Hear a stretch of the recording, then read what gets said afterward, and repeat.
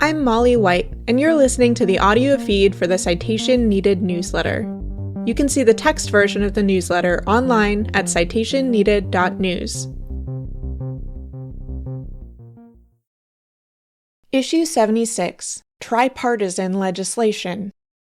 Crypto exchanges face legal troubles, and Trump's crypto empire grows as regulations are slashed and enforcement is sidelined. It's a profoundly weird feeling to outline all the goings-on in the crypto world right now, which range from the highly important, such as US lawmakers working to dismantle anything that might prevent massive financial contagion from another crypto collapse, to the vaguely amusing, such as a, quote, quantum-enhanced AI project raising a bunch of money by allegedly just slapping some monochrome artwork on a pseudo-random number generator.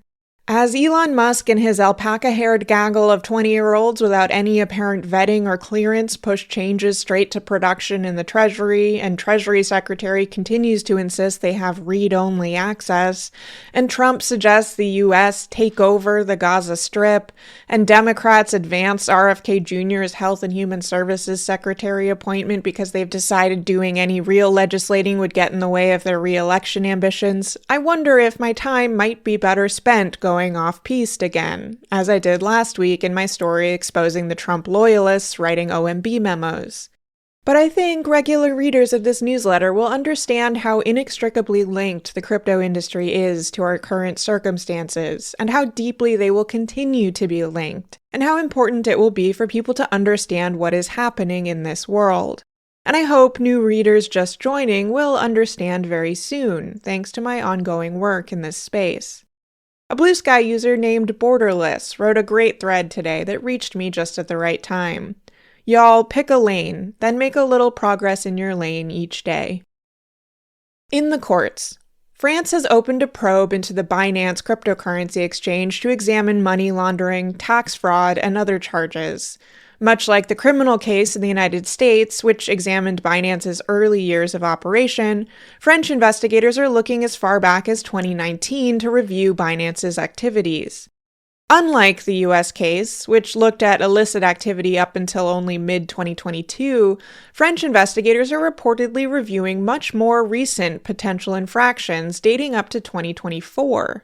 That hasn't stopped Binance from waving off the investigation as, quote, several years old, and Binance has denied all the allegations. Stemming from charges filed back in March 2024, KuCoin has pleaded guilty to violating U.S. anti-money laundering laws. They will pay a $300 million fine and withdraw from the U.S. for 2 years. Two co-founders of the company who were personally charged have reached deferred prosecution agreements, which include them leaving the company and paying $2.7 million in fines apiece. This is only the most recent development in KuCoin's history of legal woes. The case filed by the CFTC alongside the DOJ's criminal charges still remains ongoing. Prior to that, the company had paid a $22 million fine in a case brought by the New York Attorney General in 2023, and $2 million in a case brought by Canadian securities regulators in Ontario in 2022. A 22-year-old Canadian man named Andian Medijovic has been indicted on wire fraud, hacking, extortion, and money laundering-related charges in connection to his alleged hacking of both the indexed finance DeFi protocol in October 2021 and the KyberSwap decentralized cryptocurrency exchange in November 2023. He was identified all the way back in October 2021, when he was only 18 years old, when he stole $16 million from indexed finance. Even after he was identified, he refused to return the funds, insisting that code is law, and that the users of indexed finance had merely been, quote, out-traded. There is nothing you can do about that. When Medijovic was summoned to a court in Canada, he never showed. In 2023, he struck again with a $50 million theft from KyberSwap. This time he took it a step further, issuing a list of demands which included, quote, complete executive control over the company and, quote, the surrender of all assets. He signed the missive Kyber Director. Unfortunately for him, this added stunt seems to have been what earned him an additional extortion charge. If convicted, Medvedovic is potentially facing serious time, with 20-year maximum sentences on 4 of the 5 charges. Sam Bankman-Fried's parents are looking into acquiring a presidential pardon for their son, according to Bloomberg. I guess they might as well, but it seems somewhat unlikely to me that this will go anywhere. For one, despite the fact that Bankman-Fried's political donations were a lot more bipartisan than generally believed due to his dark money or straw Republican donations, he is still generally perceived to be a primarily Democratic mega-donor, something that is not likely to endear him to Trump. Secondly, while the crypto industry is already cashing in on the favors they've bought with Trump, an SBF pardon is not likely to be among them.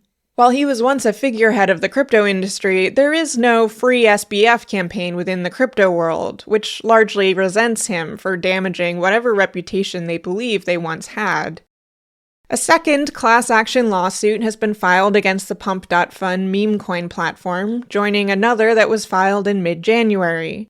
Much as the first lawsuit involved trades of the Peanut token, themed around MAGA cause celeb Peanut the Squirrel, this lawsuit focuses on a meme coin themed around Peanut's lesser-known but similarly ill-fated roommate, a raccoon named Fred.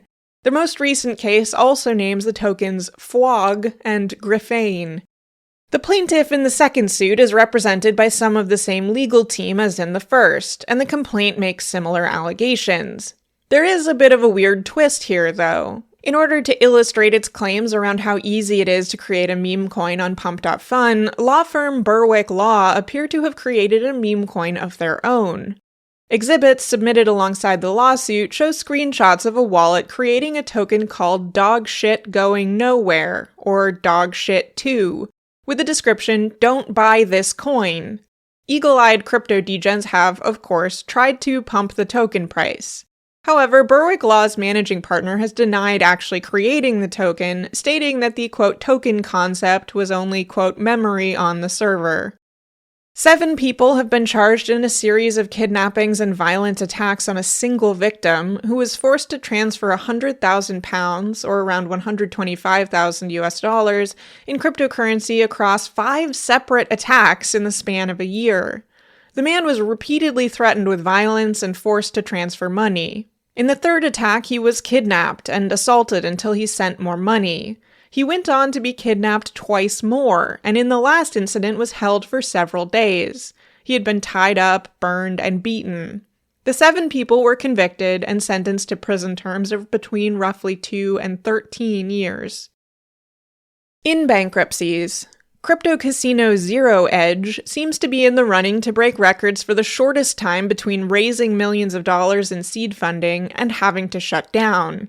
Company liquidators have accused founder Richard Kim of, quote, misappropriating most of the $8.3 million the company raised in seed investments and token sales. A day after the company closed its seed financing round in June 2024, Kim put millions of dollars into leveraged long Bitcoin positions. When Bitcoin prices took a dive that month, all was lost. Kim admitted what he had done, claiming that it all began when he lost $80,000 to a phishing website. Quote, "This triggered my old demons, the need to make it back to preserve my reputation. I started down a negative spiral of leverage trading, raising more capital, and hiding the truth. By the seed round's close, I was ready to rebuild, to start fresh, putting past demons aside. But the moment I received the proceeds, something snapped. I felt compelled to make up for my missteps. Within days, millions were in leveraged longs. When Bitcoin crashed, I experienced a complete wipeout." Although Kim told a crypto media outlet at the time that he had self-reported to the SEC tip line and that he, quote, didn't intend to go run away with this money, company liquidators have accused him of misappropriating the funds and then, quote, disappearing.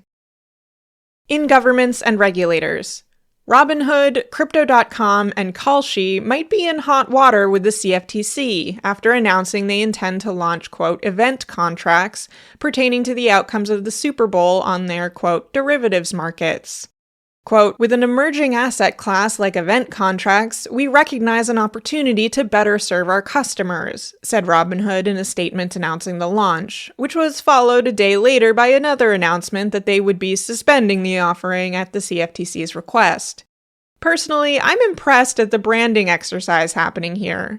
Sports bets are now event contracts, and gambling is now an emerging asset class. They seem to be taking lessons from the cryptocurrency industry, who have termed ignoring financial regulations as economic innovation. Perhaps the next pickpocket to be caught by police should try informing the officer that they're merely democratizing finance. El Salvador's Congress has signed off on a request from President Bukele to drop Bitcoin as legal tender in the country. This is a remarkable about-face by vehemently pro-Bitcoin Bukele, who pushed the asset on the country in 2021 despite little interest from the public. His changed stance is thanks to the International Monetary Fund, or IMF, who responded to Bukele's Bitcoin policies by downgrading El Salvador's credit rating, and whose $1.4 billion in credit to the country was made contingent on changes to limit its Bitcoin-related activities. In U.S. politics, crypto press conference. America's new AI and crypto czar, David Sachs, headed up a crypto-focused press conference on Tuesday, in concert with the Senate Banking Committee and several House representatives. The crypto world reacted with some disappointment to those they were only recently so excited about, seeming unimpressed that these politicians were merely announcing future announcements, rather than unveiling anything that would immediately pump their bags. Quote, "This crypto-focused presidential working committee might need to be doged as well," remarked one popular crypto Twitter account and frequent retweetee of Elon Musk. For all the crypto industry money that poured into installing crypto-friendly congresspeople this time around, the speakers at the press conference mostly described their plans to push forward crypto-related market structure and stablecoin bills that will look a lot like what was on the table during the last administration. FIT21 is back, although the complaints from last summer from some of the crypto industry that their regulatory windfall was not friendly enough will likely resurface in front of this new, obsequious group. Speakers at the press conference made no secret of the degree to which they intend to let the cryptocurrency industry write the rules, with Congressman G.T. Thompson, a Republican from Pennsylvania, boasting that they would continue to work in a, quote, tripartisan way with Republicans, Democrats, and the crypto industry.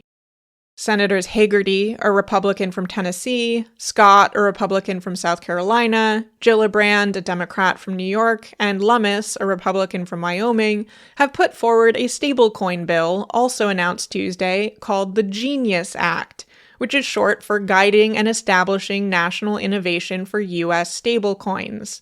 I guess Stable Genius Act was already taken. It's pretty similar to the stablecoin bill introduced last Congress by Lummis and Gillibrand, and similarly has very little in it that would safeguard consumers or address risks of financial contagion. This is treated as a selling point. The press release from the Senate Banking Committee promotes its, quote, light touch, tailored regulatory standards. Cabinet confirmations. The Senate has confirmed pro-crypto Scott Bessent as Treasury Secretary to replace Janet Yellen. Days after his confirmation, he was also tapped to replace Consumer Financial Protection Bureau Director Rohit Chopra, who Trump unsurprisingly fired. Chopra wrote in a farewell letter that the CFPB is intended to, quote, make sure the laws of our land aren't just words on a page. Those laws are intended to check the enormous influence that powerful firms have over our daily lives. With so much power concentrated in the hands of a few, agencies like the CFPB have never been more critical.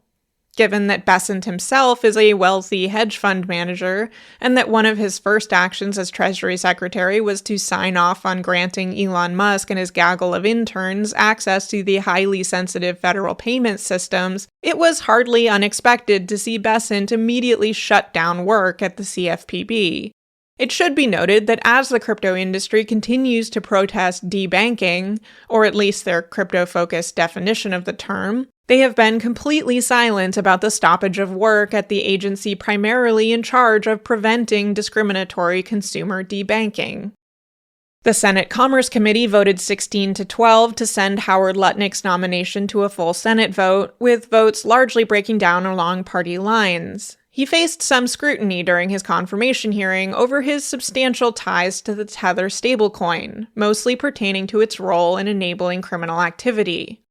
Quote, "Our AI tools will rip illicit activity out of stablecoins within a year or two," he said in response, which was hardly more convincing than if he had said, quote, "We expect a crime-stopping magic wand to be dropped in our laps within a year or two." As for the question of Tether's years-long failure to produce anything resembling a proper audit, which Lutnick had previously waved off by personally vouching for the stablecoin's reserves, he actually backed down from those previous statements somewhat, saying, quote, "Cantor Fitzgerald is not conducting continuous diligence on Tether's financial statements, but I believe my statements were accurate when made." Asked if he would publicly call for a Tether audit, Lutnick dodged the question entirely. "I, for one, have never been more confident in the stability of the asset that props up the entirety of the crypto ecosystem." SEC. Even before any confirmation of Trump's nominee for agency chairman, the SEC is already working to fulfill its orders from the crypto industry. The New York Times has reported that the agency has reassigned some of the roughly 50 lawyers comprising its crypto-focused enforcement unit, which is tasked both with ensuring crypto companies comply with securities laws and with going after fraud and other malfeasance in the markets they oversee. However, it seems to me that the SEC is also telegraphing that slashing the SEC's consumer protection activities will likely have some unpleasant consequences. In a long statement by longtime crypto-friendly SEC Commissioner Hester Pierce, who is now also Chief of Staff of the agency's new crypto task force, she tucked in a caveat emptor. Quote, "Spinning up coins and tokens is easy. If people want to buy a token or product that lacks a clear long-term value proposition, they should feel free to, but should not be surprised if someday the price drops. In this country, people generally have a right to make decisions for themselves, but the counterpart to that wonderful American liberty is the equally wonderful American expectation that people must decide for themselves, not look to mama government to tell them what to do or not to do, nor to bail them out when they do something that turns out badly."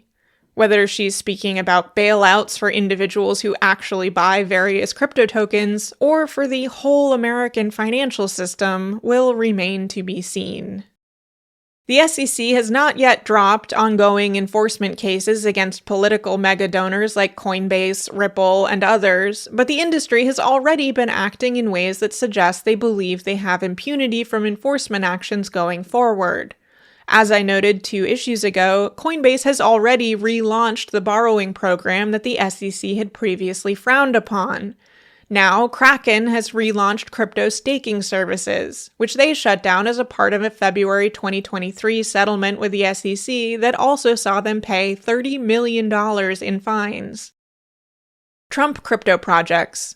Trump's World Liberty Financial project has found itself in some hot water after Blockworks reported that the company has been approaching various blockchain projects with token swap deals, where World Liberty Financial would agree to buy an equivalent amount of the token belonging to projects that bought $10 million or more of its World Liberty Financial tokens, sans a 10% fee. Recent revelations that World Liberty Financial has bought tokens including Justin Sun's Tron project's TRX token, Chainlink's Link, and Aave have caused spikes in interest, and therefore price, in those various tokens, which might incentivize other projects to pursue similar deals. Some also seem to hope that this would earn their project's inclusion in World Liberty Financial's upcoming trading platform. Eric Trump, President Trump's son and a member of World Liberty Financial's management board, pumped the price of ETH on February 3rd when he tweeted, quote, "In my opinion, it's a great time to add ETH. You can thank me later." He tweeted this shortly after, in what I'm sure was a totally unrelated move, World Liberty Financial moved a substantial number of ETH tokens to Coinbase Prime, where they would stand to earn more money if the ETH price just so happened to spike right around that time. World Liberty Financial has denied that they were selling tokens. Not long after making his post, Eric Trump removed the "you can thank me later" portion, but not before various influential crypto figures remarked on the blatant pump attempt. Quote, "They're gonna have to come up with a new word for market manipulation after this cycle is over," commented crypto influencer Ansem later that day. Trump-themed and owned meme coins Trump and Melania, whose websites insisted they were nothing more than digital collectibles or, quote, an expression of support for the ideals and beliefs embodied by their tickers, are now being accepted as payment on several stores for Trump-branded products, including fragrances and sneakers. Sadly for holders, their tokens will buy them somewhere between a quarter and a fifth as many of the $200 Trump for Men and Trump for Women colognes and perfumes as they might once have, as the token prices have slumped considerably since the meme coin announcements. Trump apparently can't get enough of crypto, because in addition to these two projects, one of his companies is planning to launch a third. Trump Media and Technology Group, the publicly traded company behind the Truth Social platform, has announced it will be launching a, quote, financial services and fintech brand called Truth.fi, which will be focused on, quote, American-first investment vehicles, investment products, and decentralized finance. Quote, developing American-first investment vehicles is another step toward our goal of creating a robust ecosystem through which American patriots can protect themselves from the ever-present threat of cancellation, censorship, debanking, and privacy violations committed by big tech and woke corporations, said Trump Media CEO and chairman Devin Nunes. Yes, that Devin Nunes. The CEO of Trump's, quote, free speech platform is the same former congressman known for filing bogus slap suits against perceived enemies and critics, including against a parody Twitter account named Devin Nunes' Cow. Everything else. Musk is reportedly, quote, exploring blockchain technology for use in both his Department of Government Efficiency and at the Treasury, because what could contribute more to government efficiency than securing lucrative contracts for your crypto donors to implement inefficient technology that is uniquely suited to solving problems you don't have? The Crypto Advisory Council, led by Bo Hines, will presumably take shape soon. According to one hopeful, quoted by the New York Post, quote, everyone and their mother is begging for a spot. Those rumored to be on the shortlist include crypto mega donor Brian Armstrong of Coinbase, as well as executives from other crypto exchanges and crypto-related companies. I'm sure the list of consumer protection advocates and more crypto-skeptical voices also being considered for the council will drop any day now. In elections and political influence. Fairshake is already fundraising for the midterms, pulling in multi-million-dollar donations from the likes of Jump Crypto to add to the 9-figure war chest they've already been preparing from the usual suspects, Coinbase, Ripple, and Andreessen Horowitz. Although the midterm elections are still 2 years away, I think Fairshake is sending a clear signal to congresspeople who will be up for re-election. Support the crypto industry's policies, or you're out in 2026. The revolving door is swinging fast, and former Arizona Senator Kyrsten Sinema has joined the long list of former congresspeople and other government officials to lend their names to Coinbase's Global Advisory Council. Trump advisor Chris LaCivita is also on their roster now. The Web3 is going just great recap. There were 9 entries between January 23rd and February 5th, averaging 0.6 entries per day. $318.97 million were added to the grift counter. Coinbase has been accused of allowing $300 million a year in social engineering attacks on its customers. Renowned crypto sleuth Zach XBT has accused Coinbase of, quote, failing to stop its users losing $300 million plus per year to social engineering scams, identifying $65 million in thefts from Coinbase users in the past 2 months alone. He acknowledged that the, quote, number is likely much lower than the actual amount stolen, as our data was limited to my DMs and thefts we discovered on-chain, which does not account for Coinbase support tickets and police reports we do not have access to. Many of the Coinbase thefts are perpetrated by scammers impersonating Coinbase support staff, who call victims and claim that their accounts have been compromised, then convince them to transfer their tokens to the scammers' own wallets. Coinbase does very little to try to thwart these types of attacks on their customers, and what little protections they have attempted to put in place seem to more frequently than anything lock legitimate users out of their accounts. Lack of customer care by crypto companies is hardly a rare sight in the crypto world, as I wrote recently when I wrote, quote, Crypto platforms that receive complaints from customers whose accounts were emptied typically shrug and say, "Guess you shouldn't have fallen for a scam," then refer them to local law enforcement, who in turn shrug and say, "We can't trace stolen crypto." Who rug pulls the rug pullers?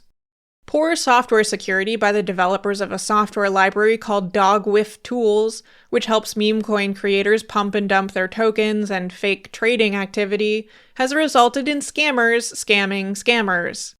Attackers were able to compromise the package to insert a remote access Trojan, which they then used to exfiltrate crypto wallet private keys, login information, and scans of identification documents. Ultimately, around $10 million were taken from would-be scammers. Along with the virus, the people who compromised Dogwiffe Tools left an angry note on infected machines. Solana is a fucking joke and a scam from the beginning. It was designed for criminals by criminals. As a result, we have confiscated all your crypto because you deserved it. They also published a manifesto on an Onion site explaining, quote, "We specifically targeted scammers in the crypto market who were using tools to gain an unfair advantage over innocent day-to-day traders. We believe it was morally correct to confiscate money that was not rightfully theirs." Everything else. The Alley Cat project developer took pre-sale money to fund his gambling habit. The Dogwiffe hat meme coin lied about a deal to put the meme on the Las Vegas Sphere after raising $700,000 to pay for it. The Tchotchke quantum-enhanced AI crypto project appeared to be based on lies. The newly freed Silk Road founder Ross Ulbricht appeared to squander $15 million in potential meme coin profits. The on-chain MicroStrategy clone EtherStrategy lost over $500,000 of ETH. Qcoin pleaded guilty and paid nearly $300 million in a criminal case, and the Zero Hedge crypto casino entered liquidation after the founder gambled away its seed money. Worth a read. TechDirt published an article titled "A Coup is in Progress in America." Shout out to Mike Brock and TechDirt for being among the first to not mince words about what Elon Musk and his allies are doing and call it a coup. Brock writes, quote, "This is an emergency, and it demands emergency response from every American with power or influence. The window for effective resistance narrows with each passing day. History will judge harshly those who had the capacity to resist, but chose instead to wait and see how things develop. The time to act is now, before the mechanisms that would allow effective resistance are completely dismantled." Others who have told it like it is and provided excellent journalism in addition to their accurate nomenclature are Marissa Kabas of The Handbasket, Parker Malloy of The Present Age, and Jeet Heer in The Nation. Opposition Press. If you found yourself thinking, why isn't anyone doing anything lately? Consider this.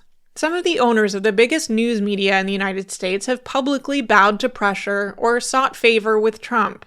It is in their interests not to report on resistance to his and his administration's abuses because it contributes to a feeling among opponents that they are alone and that they can't possibly do anything to push back as just one person.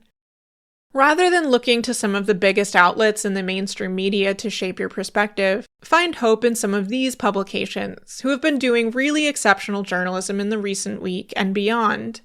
TechDirt, which I mentioned above, and which also published Mike Masnick's First Cracks Appear, Some Conservatives Admit We're in a Constitutional Crisis. Marissa Kabas and The Handbasket, an independent journalist who broke the story on the federal spending freeze. Wired, a well-known tech publication that has really stepped things up to report on Elon Musk's weird cohort of practically children. And 404 Media, an incredible indie newsroom that has recently published pieces like Janice Rose's "You Can't Post Your Way Out of Fascism."